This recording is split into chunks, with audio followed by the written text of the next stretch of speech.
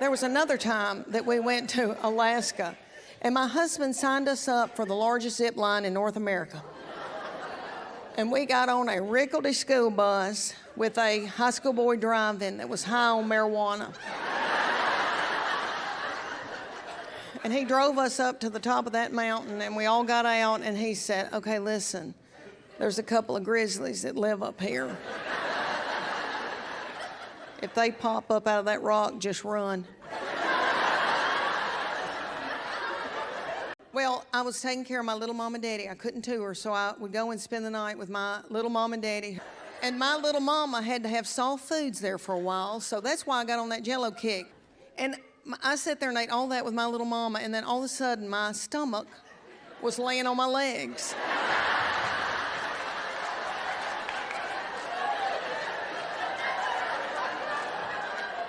Look at all these good-looking men. Lord, I did not know all y'all were coming. I wouldn't have been talking about my stomach on my legs. Look at y'all in these half-zip golf pullovers. Hello. That says health insurance to me.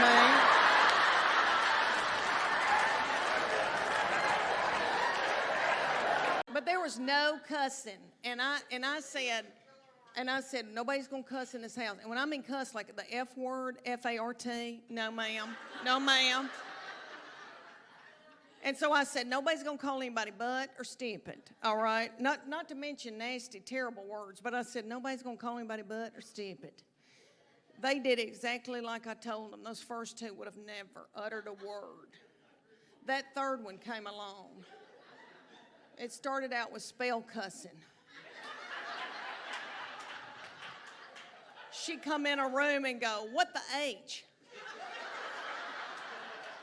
She calls my husband Chuck. His name is Chuck. She go, Chuck, you a-hole. And my husband just gets so tickled. And then she'd come in a room and go, what's up, mofos? I've gone up a size in my Soma panties, and they're so tight. They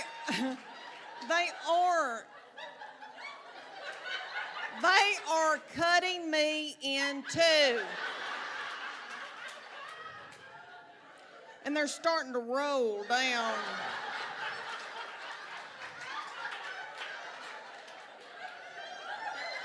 Okay, are there any teachers in here? Okay, we didn't hear them clap big because they raised their hand. I don't know how y'all do it. God did not call me to do it. If I was a teacher, I'd be running out this highway with my bra on the outside of my clothes. My teachers for my children were wonderful and helped me so much, and they like me, and I love them, and they invited me on every field trip. They did. I got to go on every field trip with 3 children, and y'all know why they invited me? Because I'm fun.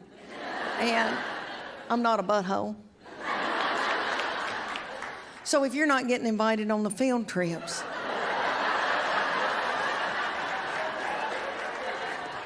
you may want to look inward. My husband is very, very smart in math and has an undergraduate and then a master's in some kind of math something. I don't know. Our first date, he said, I love a derivative. And I remember thinking, okay. Right? Okay.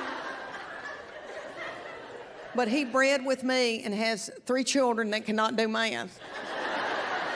All of them took after me, but they're fun. They're fun. And they're not buttholes, you know? I know, thank you. I can be in the pickup line at school, and this happened when they were in 1st grade, and it happens every day when I pick them up at school now. I'm sitting in the pickup line, and I can see them come out, and they are in a good mood.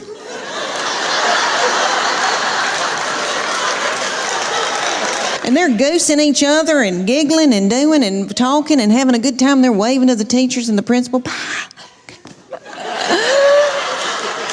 See you tomorrow. Okay. Then they come over to my vehicle. My 11-year-old take her backpack and sling it and hit me in the back of the head with it. Every day she says something like this. I'm starving to death. You don't have a piece of cheese in this car? Your driving's making me car sick. Look at this young boy here. You angel, look at how beautiful you are. How old are you? 29. Did you know where you were coming? You did. Well, you angel, you know I could have birthed you. My little daddy, all of my life, has been scared to death something would happen to me or my sister, and he would say, don't you dare get on a motorcycle. That was one of the things, and it would just scare me to death. I was like, I'm not going to. Well, my husband buys one and says, because we're 30 minutes from the Smoky Mountains, let's go ride in the mountains. And I thought, oh, my Lord, if I get on this thing, he's going to pull off into the bushes and make me do something horrible.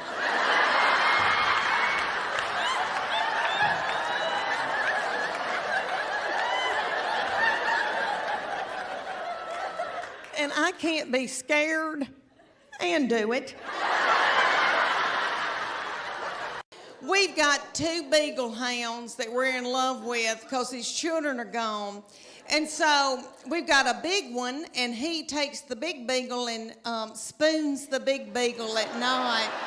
And I've got the little beagle, the little pocket beagle that we rescued, and she's got a nervous tick and eats our furniture and our fabric like a goat. But anyway, they sleep in the bed with us, and the bed is so nasty. Okay, so the little beagle, so he's spooning the big one. The little beagle backs her little butthole up to my head and sleeps up against me all night. And in the morning, I can hear my husband when he gets up, he's kissing that big beagle, and he's going, and I'm so thankful. This was Jeannie, who's a good friend of mine, and I dropped my little children off that morning, and I came back that afternoon, and Jeannie saw me walk in, and she grabbed her chest and said, oh my gosh, Leanne, how are you walking? Do you need me to call somebody? Do you need to go to the hospital? I said, what are you talking about, Jeannie? She said, Maggie said you had surgery today. She's asked for prayer. We've been praying for you over the intercom all day. I said, Jeannie, I got my IUD replaced.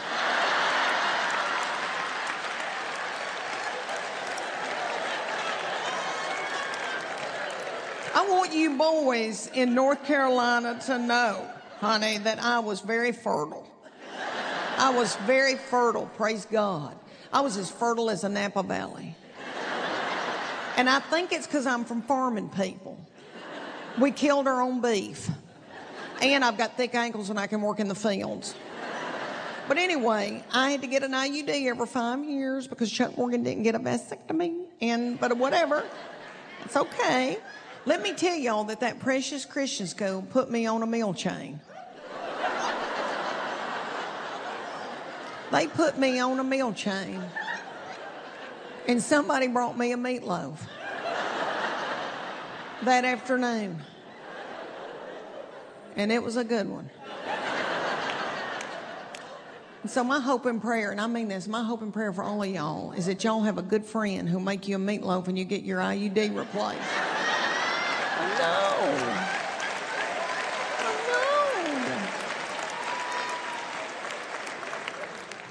But y'all, people ask me all the time, they go, does Chuck Morgan get mad at you talking about him? And I go, no. He wants me to talk about him.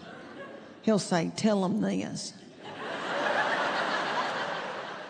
He goes, why don't you tell him about the time I got arrested? Okay. It was over 25 years ago. We had 3 little children under the age of 5, and his company sent us the very first trip to Puerto, Vallarta, Mexico. And I was so tickled that I was going to get to go. I'd never been anywhere like that. And my little mom and daddy took care of my babies for a week for me, so I didn't have to worry about them. And I was so excited. We flew out of our little airport in Knoxville, Tennessee. It took all day, like 12 hours, like mules, trains, planes, boats, I don't know, to get on the other side, the Pacific side. And we get in a hotel room. And I had to do unspeakable things. And then J-Lo married that little bug-eyed Mark Anthony. Big head, little legs. Yeah. Yeah. He's the size of my cough drop.